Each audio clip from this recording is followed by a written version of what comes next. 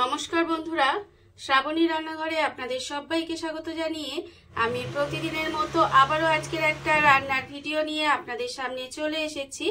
আজকের আমি আপনাদের করলার সঙ্গে মুসুর ডালের বড়া দিয়ে একটা অসাধারণ রেসিপি বানিয়ে দেখাবো। আশা করি আপনাদের ভালো লাগবে।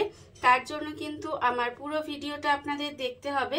আর দেখা শুরু করার আগে একটা লাইক দেবেন, সুন্দর একটা কমেন্ট করবেন আর শেয়ার করতে ভুলবেন না। তাহলে চলুন আজকের এই রেসিপিটা আমি কিভাবে বানাই সেটা আপনারা একবার দেখে নিন। রান্নাটা করার জন্য প্রথমে আমি এখানে দেখুন মুসুর ডাল নিয়ে নিয়েছি। মুসুর ডালটা কিন্তু এখানে প্রথমে জলে ভিজিয়ে রেখেছিলাম। আমি এখানে 4 থেকে 5 ঘন্টা মতো মুসুর ডালটা ভিজিয়ে রেখেছি। এর ফলে কিন্তু ডালটা অনেকটা ফুলে ভিজে গেছে। আর এই ডালটাকে কিন্তু জলটা খুব ভালোভাবে ঝাড়িয়ে নিয়েছি। এইবারে একটা মিক্সি জার নিয়ে নিয়েছি। মিক্সি জারের মধ্যে কিন্তু প্রথমে ডালটা নিয়ে নেব। ডালটা কিন্তু প্রথমে নিয়ে নিতে হবে পুরো ডালটা। আর দেখতে হবে ডালের মধ্যে যেন খুব একটা বেশি জল না থাকে, মানে জলটা একটু খুব ভালোভাবে ঝরিয়ে তারপরে কিন্তু মিক্সির মধ্যে দিয়ে এটা পেস্ট করে নিতে হবে। এটাকে প্রথমে আমি খুব ভালোভাবে পেস্ট করে নেব। ডালটা আমার এখানে খুব ভালোভাবে পেস্ট করা হয়ে গেছে। ডালটা কিন্তু এখানে খুব ভালোভাবে পেস্ট করে নিয়েছি। এইবার আমি একটা বড় জায়গা নিয়ে নিচ্ছি। বড় জায়গার মধ্যে কিন্তু প্রথমে এই ডাল বাটাটা ঢেলে নিতে হবে। এই ডাল বাটাটা কিন্তু প্রথমে এখানে খুব ভালোভাবে ঢেলে নেব।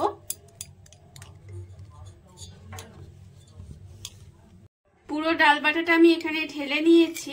এইবার আমি এর মধ্যে দিয়ে দেব আন্দাজ মতো নুন। আন্দাজ মতো নুন দিয়ে দিলাম। দিয়ে এবার ডালটাকে খুব ভালোভাবে হাত দিয়ে একটু ফেনিয়ে নিতে হবে। এতে কি হবে, এগুলো আমি ছোট ছোট যখন বড়াটা বানাবো তখন কিন্তু বড়াটা অনেক নরম হবে। তাই হাত দিয়ে কিন্তু এটাকে খুব ভালোভাবে এইভাবে একটু ফেনিয়ে নেব। আর আমি প্রতিদিনের মতো আপনাদের একটা কথাই বলবো যে প্লিজ আমার ভিডিওটা আপনারা টেনে টেনে দেখবেন না, পুরো ভিডিওটা দেখুন।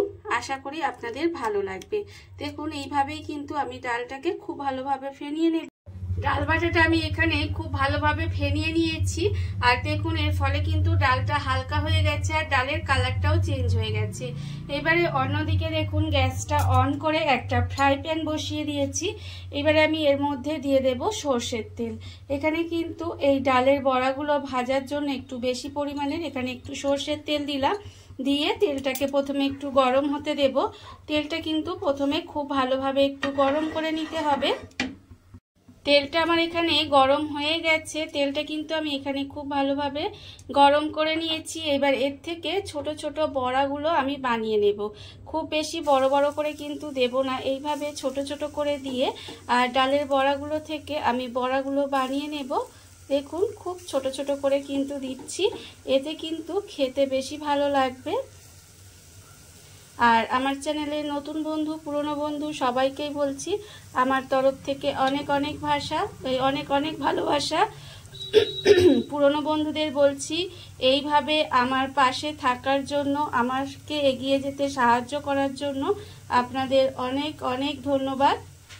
আর নতুন বন্ধুদের বলবো যে আমার চ্যানেলটা যদি আপনারা সাবস্ক্রাইব করেন তাহলে পাশে থাকা বেল বাটনটা অবশ্যই প্রেস করে দেবেন, যাতে আমি যখনই নিত্য নতুন ভিডিওগুলো আপলোড করব সবার প্রথমে আপনাদের কাছে নোটিফিকেশান চলে যাবে এবং আপনারা আপনাদের সময় মতো সেটা দেখে নিতে পারবেন।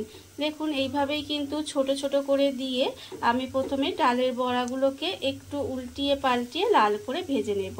ডালের বড়াগুলো কিন্তু উল্টিয়ে পাল্টিয়ে লাল করে প্রথমে ভেজে নিতে হবে।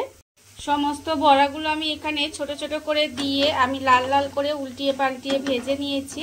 আর বড়াগুলো কিন্তু এখানে ভাজা হয়ে গেছে। এইবারে আমি এই বড়াগুলোকে আলাদা করে তুলে রেখে দেব। বড়াগুলো কিন্তু আলাদা করে তুলে রেখে দিতে হবে। সমস্ত বড়াগুলো ভেজে আমি আলাদা করে তুলে রেখে দিয়েছি। এবারে এই তেলের মধ্যে রান্নাটা করব। এবারে আমি এই তেলের মধ্যে দিয়ে দেব করলাগুলোকে এইভাবে আমি ছোট ছোট করে কেটে রেখে দিয়েছি।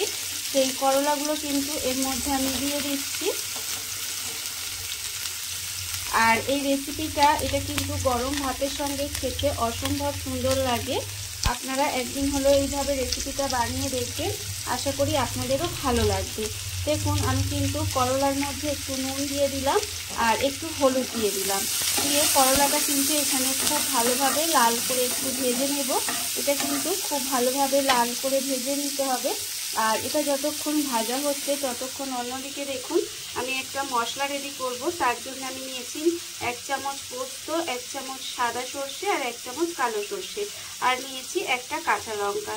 এই মশলাটা কিন্তু আমি এখানে শিলে বেটে নেব, মিক্সিতে বাটবো না, যেহেতু অল্প মশলা তাই আমি এটা শিলে বেটে নিয়ে আবারও আপনাদের সামনে ফেরত আসছি। মশলাটা আমার এখানে রেডি হয়ে গেছে, মশলাটা আমি এখানে রেডি করে নিয়েছি।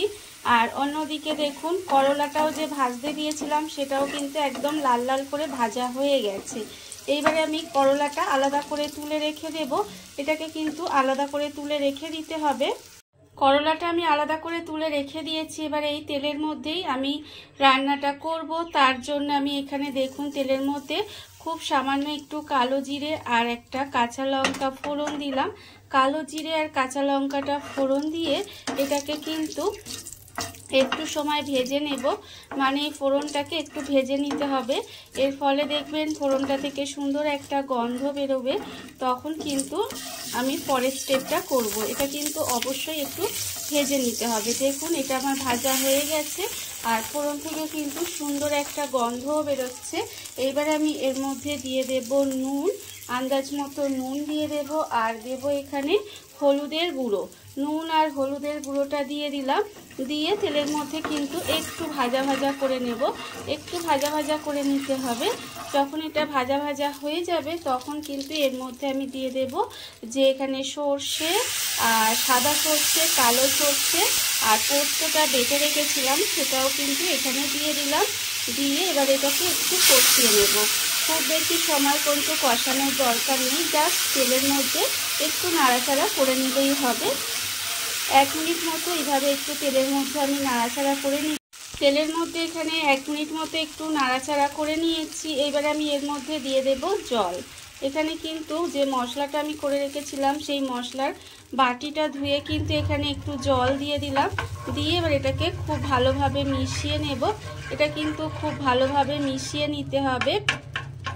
এই যে মশলাটা যেখানে করে রেখেছিলাম দেখুন একটু ডেলা ডেলা মতো হয়ে গেছে, এটা কিন্তু একটু মিশিয়ে দেব ভালোভাবে, গ্রেভিটার সঙ্গে মিশিয়ে দিয়েছি। এইবারে এটাকে ঢাকা দিয়ে কিছুক্ষণ ফুটতে দেব। ঢাকা দিয়ে কিন্তু একটু সময় এটাকে ফুটতে দিতে হবে।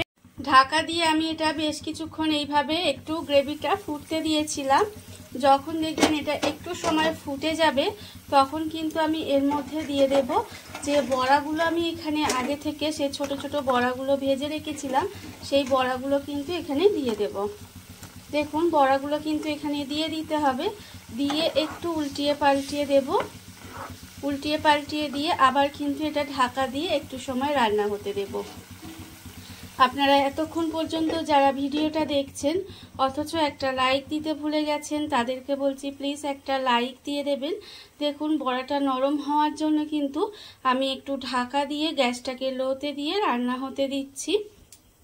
গ্যাসটাকে লোতে দিয়ে ঢাকা দিয়ে কিন্তু আমি এইভাবে কিছুক্ষণ বড়াটাকে সেদ্ধ হতে দিয়েছিলাম। যখন দেখবেন বড়াটা একটু নরম হয়ে আসবে তখন কিন্তু আমি এর মধ্যে দিয়ে দেব যে করলাগুলো ভেজে রেখেছিলাম, সেই করলাগুলো কিন্তু এখানে দিয়ে দেব। করলাটা দিয়ে কিন্তু খুব বেশিক্ষণ ফোটানো যাবে না আর ঢাকাও আর দেব না। এইভাবে করলাটা দিয়ে জাস্ট একটু সময় মিশিয়ে নেব। মিশিয়ে নিয়ে এই যে গ্রেভিটা আছে একটু, এই গ্রেভিটা কিন্তু আর একটু নেড়ে নেব। তার জন্য দেখুন এখানে যে বড়াগুলো আছে সেই বড়াগুলো কিন্তু দুটো বড়া আমি এইভাবে একটু ভেঙে দেব। ভেঙে দিলে এই গ্রেভিটা এতটা আর পাতলা থাকবে না, একটু ঘন ঘন হয়ে যাবে। এইভাবেই কিন্তু আমি এটা রান্নাটা করে নেব। 2-1টা বড়া ঘেটে দিয়ে আমি কিন্তু একটু সময় এইভাবে রান্না করে নিয়েছি। দেখুন এর ফলে কিন্তু রান্না আমার একেবারে রেডি হয়ে গেছে। এইবারে আমি নামানোর আগে এর মধ্যে দিয়ে দেব অল্প সামান্য একটু কাঁচা সর্ষের তেল। ব্যাস রান্না কিন্তু আমার একেবারে রেডি হয়ে গেছে। গরম ভাতে প্রথম পাতে যদি এই করলার এই রেসিপিটা থাকে আমার মনে হয় এটা দিয়েই কিন্তু অনেকটা ভাত খাওয়া হয়ে যাবে। দেখুন তেলটা আমি এখানে মিশিয়ে দিলাম। এবারে গ্যাসটা অফ করে দেব আর ঢাকা দিয়ে কিছুক্ষণ রেখে দেব। তারপরে আপনাদের পরিবেশন করে দেখাবো ঠিক কেমন হলো। দেখুন বন্ধুরা বাড়িতে থাকা কত অল্প উপকরণে কত অল্প সময় কত সুন্দর একটা করলার সঙ্গে মুসুর ডালের বড়া দিয়ে একটা অসাধারণ রেসিপি তৈরি হয়ে গেছে। আপনারা দেখতেই পেলেন। আর এটা কিন্তু গরম ভাত দিয়ে খেতে অসাধারণ লাগে। এইভাবে আপনারাও একদিন হলেও বাড়িতে বানিয়ে দেখতে পারেন। আর এই ভিডিওটা যদি আপনাদের ভালো লেগে থাকে, আপনারা যদি ফেসবুক থেকে দেখে থাকেন পেজটি ফলো করে দেওয়ার অনুরোধ রইল। আর যদি ইউটিউব থেকে দেখে থাকেন চ্যানেলটি সাবস্ক্রাইব করে নেওয়ার অনুরোধ রইল। তাহলে চলুন ভিডিওটা আমি এখানেই শেষ করছি। আপনারা সবাই ভালো থাকবেন, সুস্থ থাকবেন। আবারও হাজির হব নতুন কোনো রান্না নিয়ে।